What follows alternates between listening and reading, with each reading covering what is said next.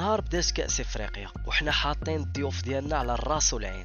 حرارة الاستقبال، التنظيم العالي الجودة، الضيافة، الملاعب، الامن، وحتى واحد ما يقدر ينكر باللي المغرب دار خدمة نقية.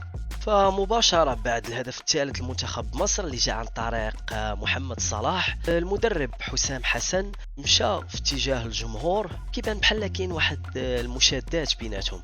حسام حسن كيأشر لواحد الفئة ديال الجمهور وبحال كيقول لهم نتوما لا، وكيمشي عند فئة أخرى من الجمهور وكيقول لهم نتوما في القلب، نتوما في القلب وهذوك لا.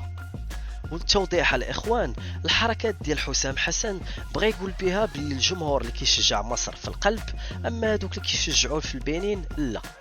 حسام حسن معروف بهذا الكاركتير ديالو، وحتى ملي كان لاعب كان ديما تيجبد الصداع، وخو التويمي ديالو ابراهيم حسن حتى هو بحاله. ما ينفعش حسام حسن النجم الكبير بقيمته الكبيره بتاريخه بص حسن الكبير. مصطفى، بص حسن مصطفى، بص حسن مصطفى، صفي نيتك كويس وقلبك، خلي قلبك يعني نظيف، لانك انت ما تعرفش انت ليه بتصر على السواد والحاجات دي ليه؟ خليك صافي.